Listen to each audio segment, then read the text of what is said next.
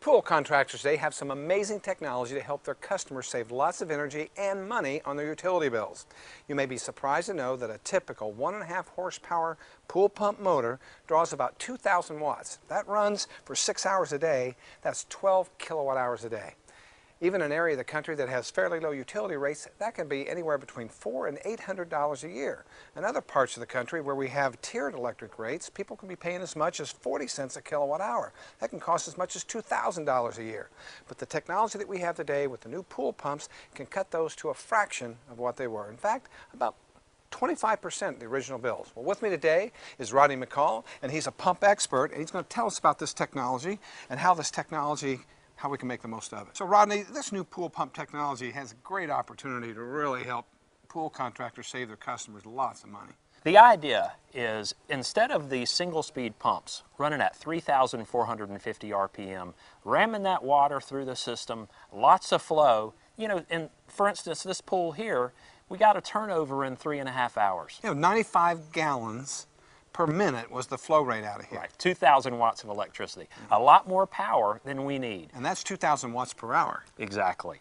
What we can do is slow that flow down, run the pump twice as long, the pump quietens down, and we get a lot of things accomplished there. One of them is a huge energy efficiency. The affinity law says if we cut the speed of the pump in half, we'll use about 1/8 of the power. So instead of running the pump for 6 hours a day, we'll cut the speed in half, cut the flow in half, and run it twice as long.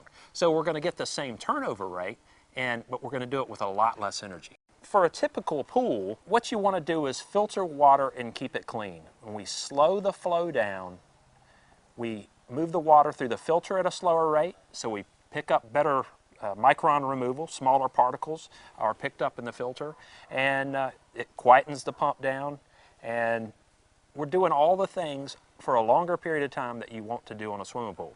Now, there are certain things that you want to raise the speed of the pump up to satisfy a certain flow rate for, say, a heater or a cleaner. If you have solar, you may want to boost the speed of the pump up to satisfy, but the idea is to run the pump at the slowest speed to get the job done. The way we can kind of tell that, if we can dial that motor down and we still got decent flow across the skimmer, you've got plenty of flow. Exactly. What you want to see is that skimmer weir kind of fold down, and if you're pulling in leaves into the skimmer's working, it's doing its job. And that's kind of where a lot of the guys set these pumps up as far as flow rate. So what we did here in this pool, we did a retrofit.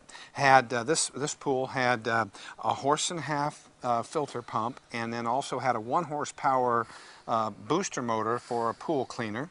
And that filtration pump used about 2,000 watts, or as I said, running 6 hours is about 12 kilowatt hours a day.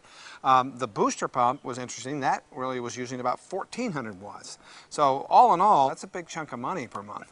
It is. And it's like $5 a day. What we find is that in most parts of the country, this pump will pay for itself within 2 to 3 year period.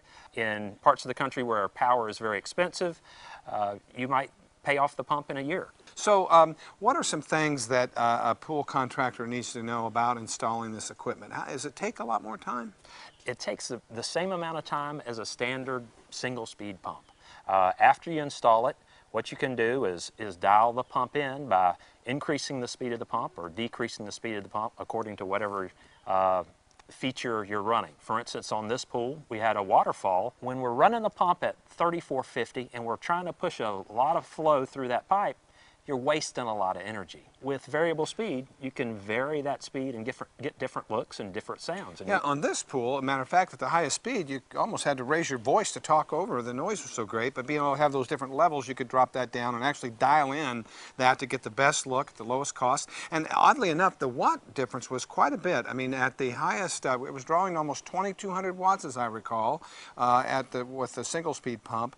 Same look. I think the wattage dropped to about 930 watts. Right. That's impressive. Rodney, great information. Thanks for being here. Thank you, Steve. So if you're a pool contractor, this is a real opportunity for you to offer your customers some great new technology and for you to build and grow your business.